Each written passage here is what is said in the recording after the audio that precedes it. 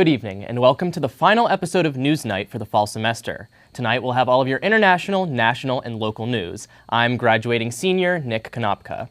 From devastating natural disasters to a new learning program designed to aid school curriculum, we'll have all the details on the latest breaking news stories. Plus, hear about the most recent political decisions made in Argentina. All this and more coming up on NewsNight.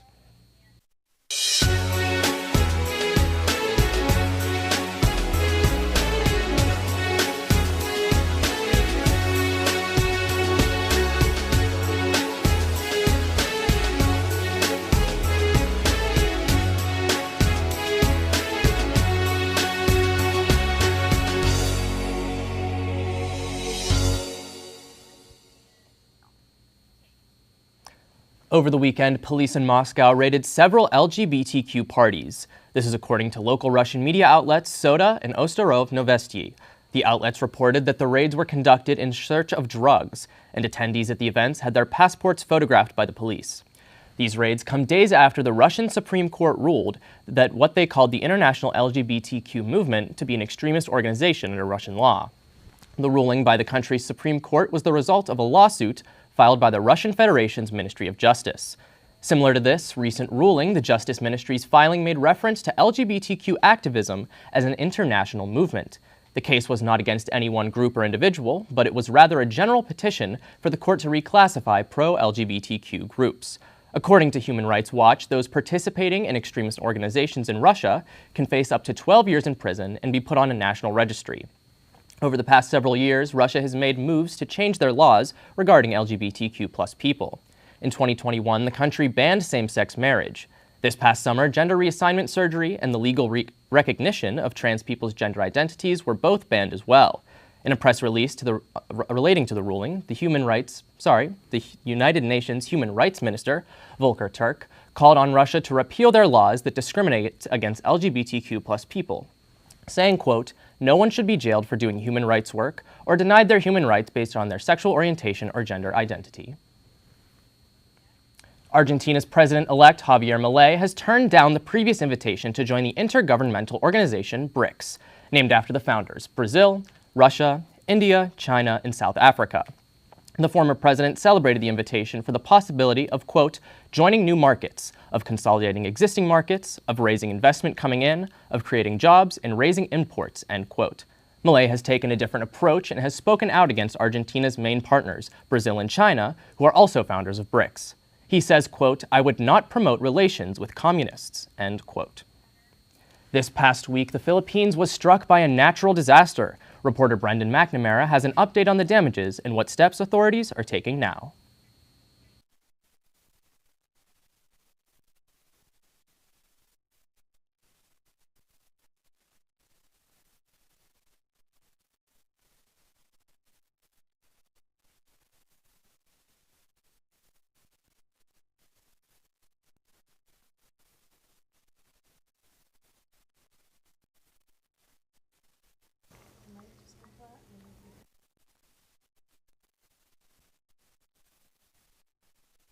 Does it work now?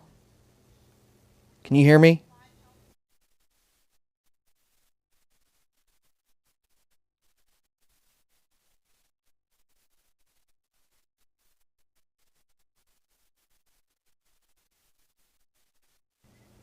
Workers, residents, and students evacuated buildings in Manila on Tuesday after a 5.9 magnitude earthquake struck off the main island. There were no immediate reports of casualties, and according to the state seismology agency, significant damage is not expected. However, aftershocks may continue to affect the area. Michael Oriani, mayor of Lubang, told DWPM radio, quote, "We felt the strong and lengthy tremor. We rushed outdoors even while the building was shaking," end quote. Images shared on social media show government workers leaving their offices and students evacuating schools and universities. All train operations were stopped in the capital region, with the Transportation Ministry not observing any damage to physical infrastructure. Earthquakes are quite a common occurrence in the Philippines as the island nation sits on the Ring of Fire, a volcanic belt in the Pacific Ocean prone to seismic activity. Heavy rainfalls last week caused a fatal landslide within Zambia mining tunnels. Several miners died and 20 others are missing and presumed dead after a landslide buried the workers in an open-pit copper mine in Chingola. The miners, nearly 36 in total, were working in an illegal copper mine, unbeknownst to the mine owners. This heightened risk of danger as these mines are surrounded by waste, which ultimately led to 3 tunnels being affected. Zambian President Hakainde Hichilema said, quote, "We are saddened to hear about the tragic accident at the makeshift mine site in Chingola that has claimed so many lives," end quote. When we return, find out about how a book publisher's lawsuit against the state of Iowa and what the two sides are arguing against. Plus, we'll be honoring the life of a late Supreme Court justice. Don't go anywhere.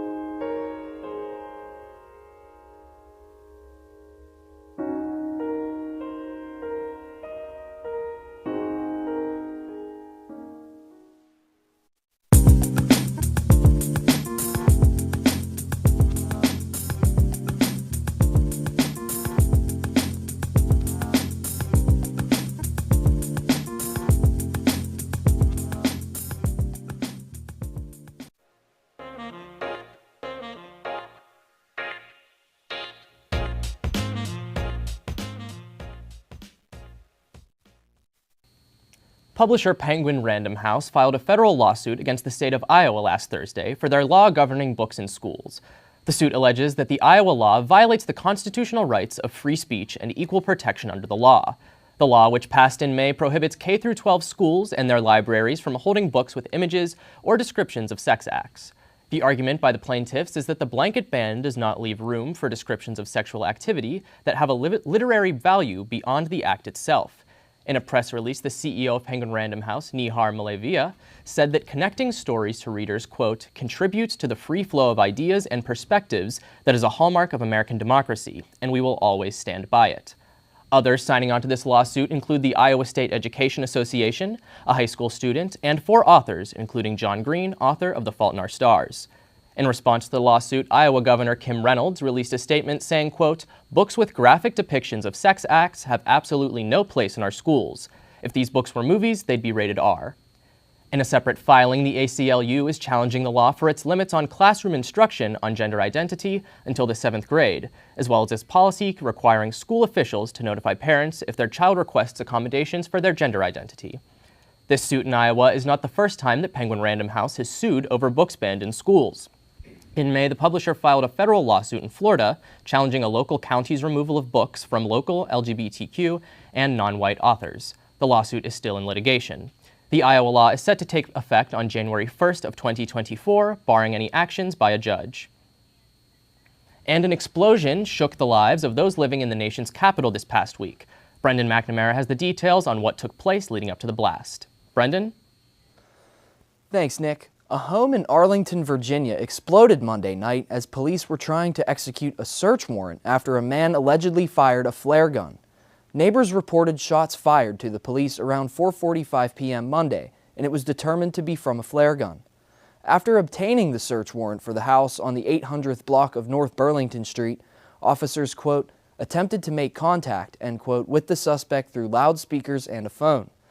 The suspect never responded and fired more rounds from inside the home.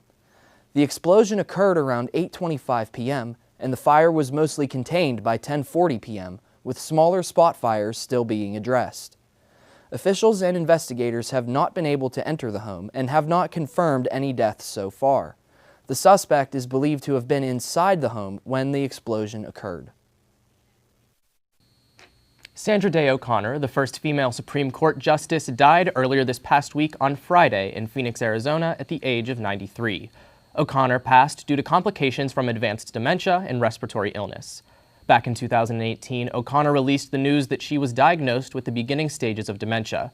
Her career as a justice began with her nomination by then-President Ronald Reagan and the confirmation by the Senate in 1981.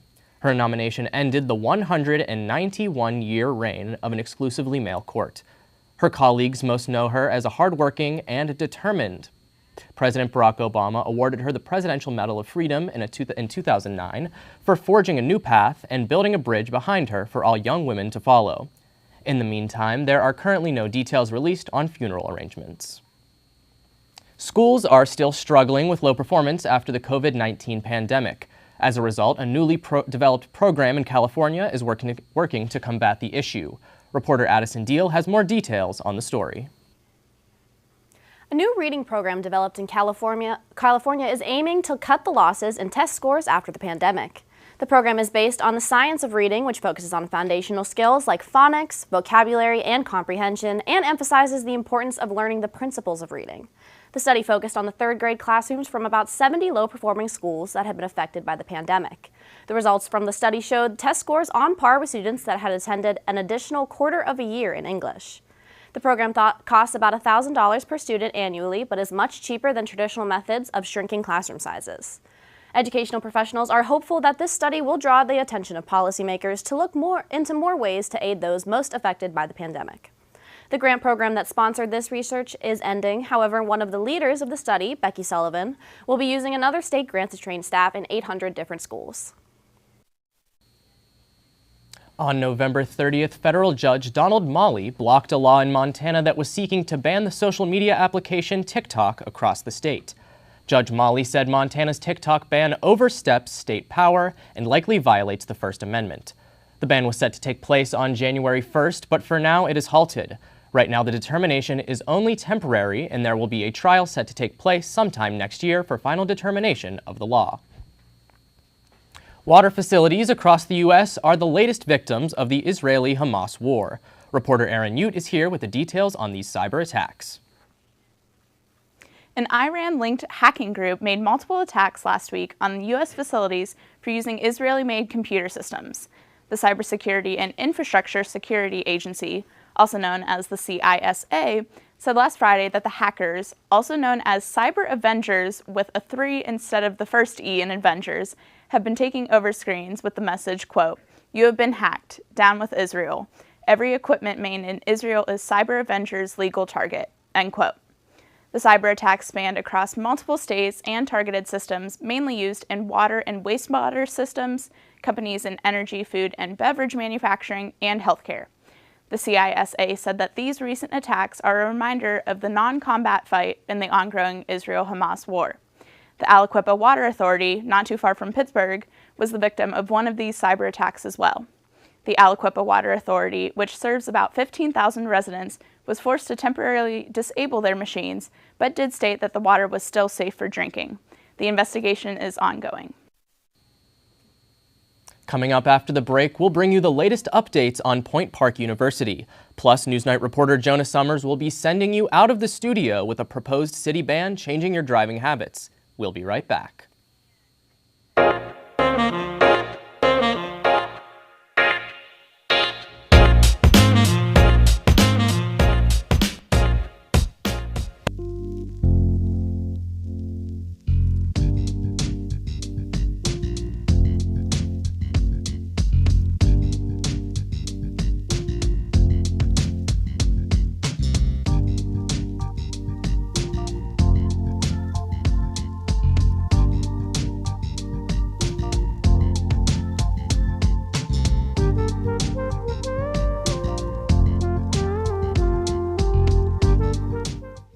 Good morning, everyone, and welcome back. Welcome back Welcome back to to Daybreak. Chicken Guy opened in PPG Place on Monday. The bridge would open before the 1 year marks. To check out the 20th annual gingerbread display. Share with you this week's ray of sunshine. We are still somehow hanging around in the playoff. It gives Georgia Democrats some hold onto the governing body. 200,000 people still in harm's way. This weather is perfect for those cozy nights indoors.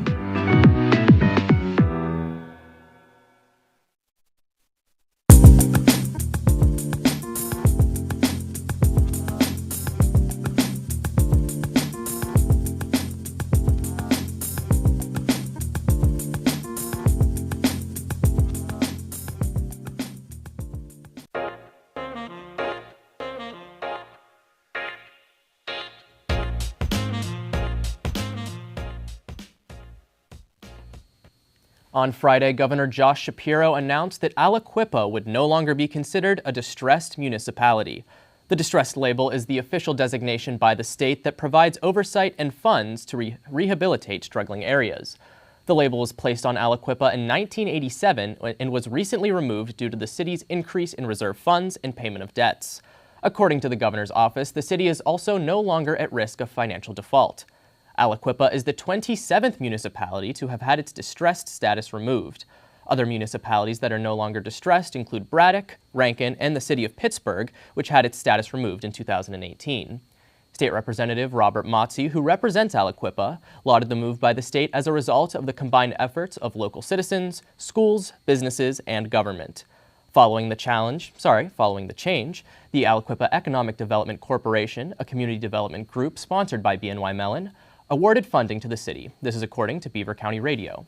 Act 47, which created the distress designation in Pennsylvania, was enacted as a response to the closing of factories in the region during the 1970s and 1980s. Aliquippa seems to be reversing that trend for itself, having secured a $218 million manufacturing plant in May, which is expected to hire as many as 400 employees. In response to the new designation, Mayor DeJuan Walker said the sky is the limit and that, quote, we can continue a true renaissance for the city of Aliquippa. A well-known nonprofit is opening their doors for Pittsburgh women. Reporter Addison Deal has the story. Refuge for Women opened a new safe house in Pittsburgh this past month that provides safety and services for women facing sexual or domestic violence. Refuge for Women is a faith-based national nonprofit with 10 houses across 5 states. The house in Pittsburgh is 3 stories with enough space to house 10 women at any time for up to 90 days. Teresa Golden was the driving force behind this shelter, saying, quote, we're here to really provide them with just whatever resources they need. It's just offering all the different pieces and they choose what they need to get them to the next phase, end quote. Daily activities such as music and art therapies or group outings are provided for the residents during the 2-year-long program, along with therapy and resources from licensed professionals. The house receives residents from mostly law enforcement or social service referrals, and Golden is hoping to serve 30 women throughout this year and another 60 by the next. The world-famous chicken finger spot, Raising Cane's, just got a little more famous. Now, along with West Oakland, Pittsburgh is home to 2 Raising Cane's restaurants, now with the North for Sale's location grand opening happening yesterday. The first 100 customers were rewarded with a Cane's t-shirt and a free box combo. Not only is the restaurant giving away some free gear and grub, but they are also donating $1,500 to East Allegheny School District Athletics. If you've not heard, the location in Oakland has been a massive hit since its opening on October, so the new location came as no surprise. Raising Cane's Regional Vice President Jen Sweck said, we can't wait to serve our Yinzer neighbors in the most craveable chicken around. The store will be open Sundays to Thursdays from 10 a.m. to midnight, as well as Fridays and Saturdays from 10 till 1 a.m. In the mood for a late night snack, a new addition to the Point Cafe is open 24/7 for just that. Reporter Aaron Ute has more. Thanks, Nick. Notice something new in the Point Cafe seating area? Last week, the Office of Community Engagement and Leadership launched the Nook Community Kitchen. Students can take items from the cafe and make them, eat them, all in one space. The Nook includes a refrigerator, microwave, a fryer, a single stove top burner, a blender, a griddle, and cooking utensils, including bowls, knives, and cleaning supplies. All students, faculty, and staff can use the space, which is open 24/7. Heather Starr Fiedler, the chair of the Department of Community Engagement and Leadership, said to make sure to clean up after yourselves, wash any dishes and appliances that you use, and respect other food labeled in the fridge. The Nook is also located super close to the Pioneer Pantry. You can receive 10 items twice a month from the pantry for free and can place an online order at pioneerpantry.org. Also on the topic of food, dining services will be closed for the entirety of winter break starting Monday the 17th. Students in Lawrence Thayer's halls must vacate the halls no later than this date and are permitted to return to campus as soon as 8 a.m. on Saturday, January 6th. Residents in Conestoga and Boulevard are not required to leave and can go home and come back throughout the break. If you have any questions, contact the Student Life office. If you're a driver in downtown Pittsburgh, things are expected to change on the road soon. Reporter Jonah Summers is here with the updates on the Pittsburgh traffic law. So the first thing that people think about whenever they think of Pittsburgh is either how bad the roads are or how bad the drivers are. And as Allegheny County is going through a bunch of changes right now, the city has proposed the idea to ban turning right on red in the downtown area, which could affect everybody in the Pittsburgh area. In 2021, over 40,000 people were killed from car accidents, and a large portion of those being when a civilian is hit by a car and is just walking on the street. Being home to multiple Fortune 500 companies, Pittsburgh is one of the busiest cities in the Northeast. Pedestrians stroll the streets daily, and a common theme amongst Pittsburgh residential drivers is that they believe pedestrians come very close to getting hit every time they cross the street. So how do you combat this? I talked to a few Pittsburgh parking employees and Point Park University students on what they believe is the reason for Pittsburgh banning the right turn on red. Well, I don't really think that they should even ban the right turn on red because of the simple fact it's not going to make it any safer for anybody driving. I think if it comes into conflict with people's safety, then it's definitely an issue that needs to be fixed. So a few cities in the United States have already banned the right turn on red. Those being Ann Arbor, Michigan, Washington, D.C., and now San Francisco is doing the same thing as Pittsburgh and really considering it. All three of those cities have seen a massive decline in vehicle-related deaths, and it's only a matter of time before Pittsburgh follows suit. Reporting in North Hills for UView Television, this is Jonah Summers. Thanks, Jonah. We'll keep you all posted on the track that this movement takes. And now this past Sunday, the Bison Exchange held its Bison Holiday Flea Market in the Lawrence Hall Ballroom. Students were able to set up booths around the ballroom in order to sell anything from art, photo prints, handmade jewelry, and more. Sky Wolf, a vendor at the event, talked about the importance of events like these for students. They're a great opportunity just in general for people who have a small business or like for different artists to promote their work and to share their work with their peers. Bison Exchange does plan to host more events like these in the future, so be sure to head to Point Sync for the most up-to-date list of when the next flea market will be held. When we come back, we will have your local Pittsburgh weather update. Plus, stay tuned to hear about how a group of cats saved a cafe and what the owner did to repay them. You won't want to miss this.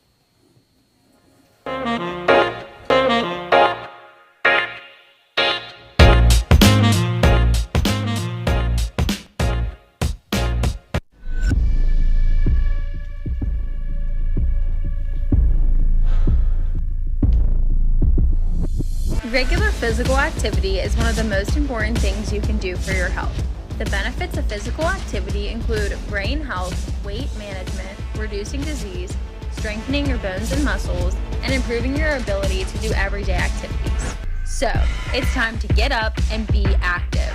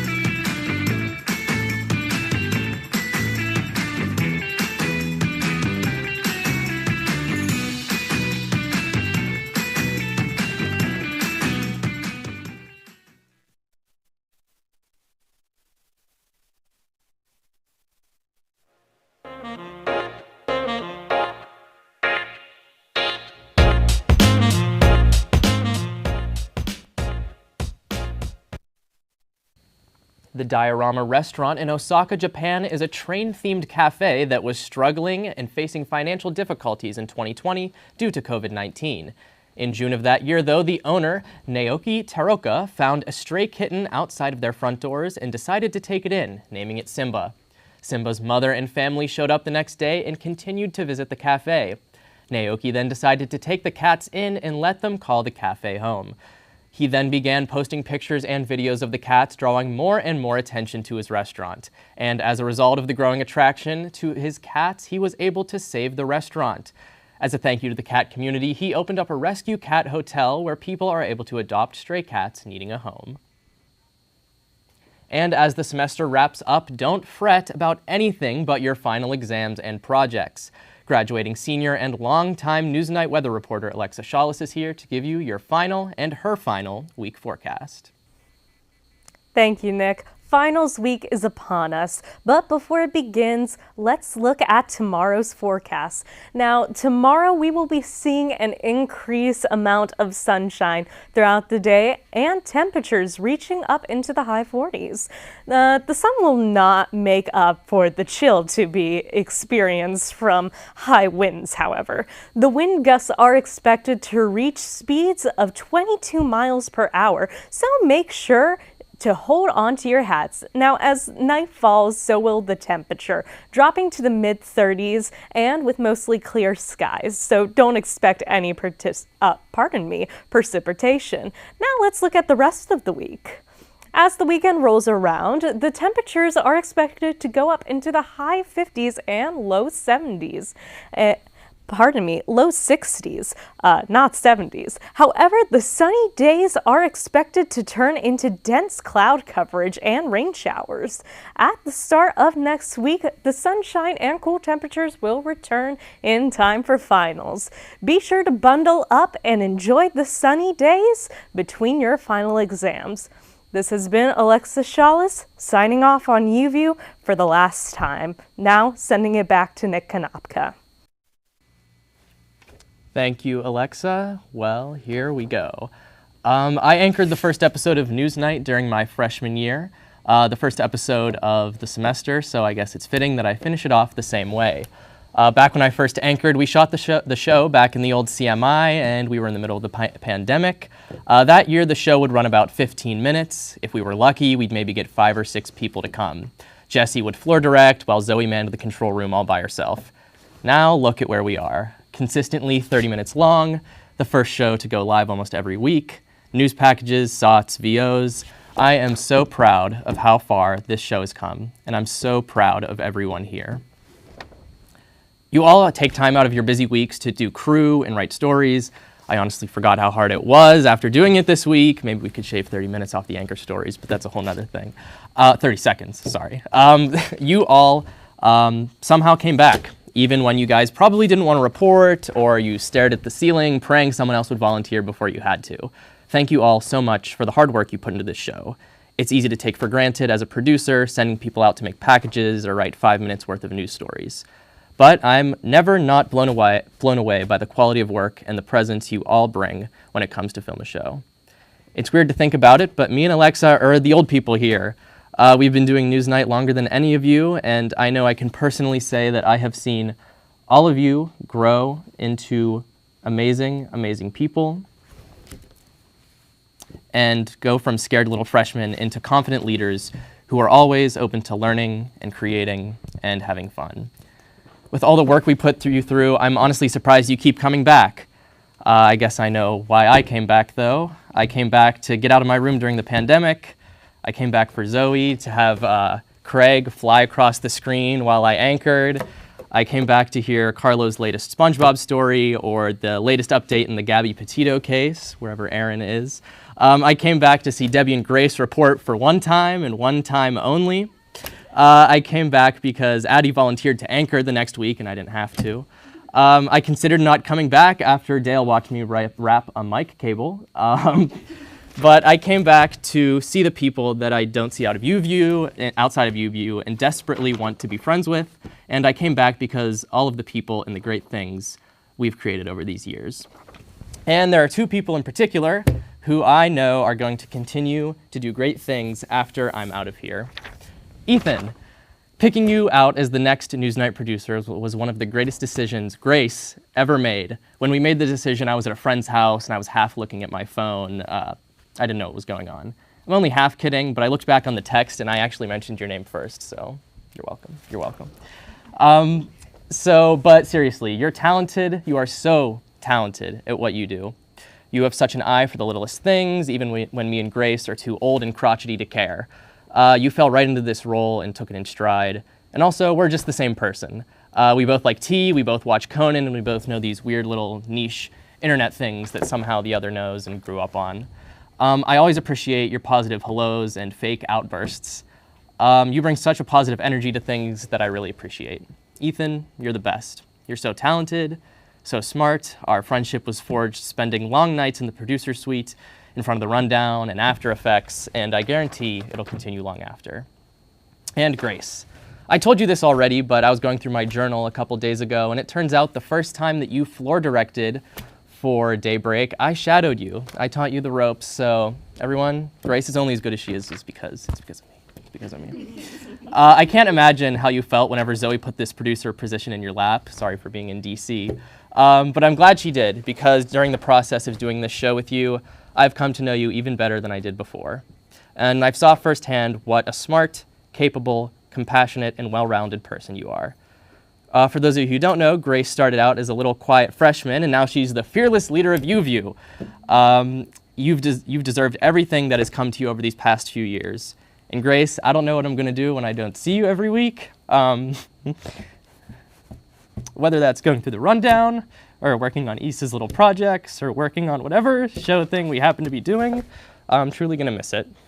I mean, you have an entire folder on your phone of pictures of me, so you have that to remember me by. But in all seriousness, you're a great producer, a great friend, an amazing person, and there's nothing you can't do.